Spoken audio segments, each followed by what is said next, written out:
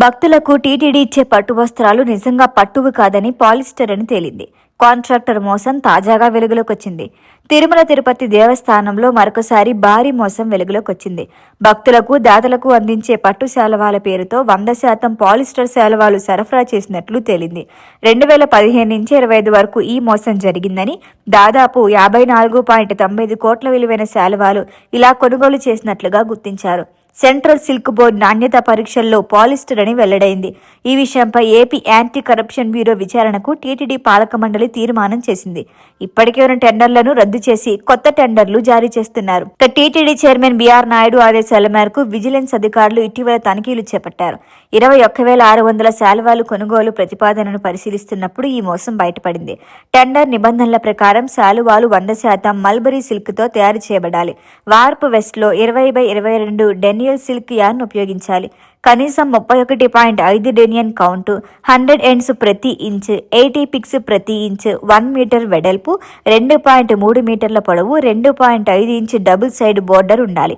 మధ్యలో ఓం నమో వెంకటేశాయ అనే పదం తెలుగు సంస్కృతంలో ఉండాలి.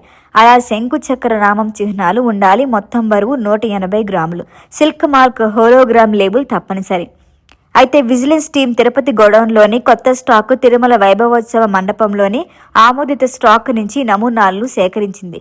ఇవన్నీ నగరికి చెందిన సంస్థ సరఫరా చేసినవే. ఈ నమూనాలను Bengaluru Dharmavaram central silk board ల్యాబ్లకి పంపారు.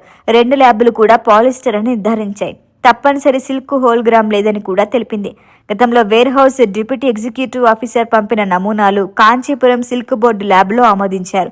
కానీ ఇటీవలి పరీక్షల్లో పాలిస్టర్ తేలటంతో నమూనాల మార్పు లేదా ల్యాబ్ మ్యానిపులేషన్ అనే అనుమానం కూడా వ్యక్తమవుతోంది.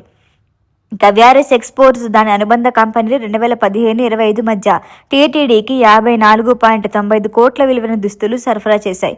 ఇటీవల 1,500 శాలువాలు ఒక్కోదానికి 1,389 చొప్పున కాంట్రాక్ట్ కూడా ఇచ్చారు. ఇవి కూడా పాలిస్టర్ అనే అనుమానం. ఈ మోసం వల్ల టీటీడీకి కోట్లాది నష్టం వాటిల్లిందని విజిలెన్స్ రిపోర్టులో పేర్కొన్నారు. టీటీడీ పాలక మండలి సమావేశంలో చైర్మన్ బీఆర్ నాయుడు నేతృత్వంలో విజిలెన్స్ రిపోర్టును పరిశీలించారు. సరఫరాదారు మెటీరియల్ సప్లై చేసి మోసం చేశారని నిర్ధారించారు. దీంతో ఏసీపీ డైరెక్టర్ జనరల్కు వివరణాత్మక విచారణకు లేఖ రాయాలని, అందరిపై క్రిమినల్ చర్యలు తీసుకోవాలని తీర్మానం చేశారు. ఇప్పటికే ఉన్న టెండర్లు రద్దు చేసి కొత్త టెండర్లు జారీ చేయబోతున్నారు.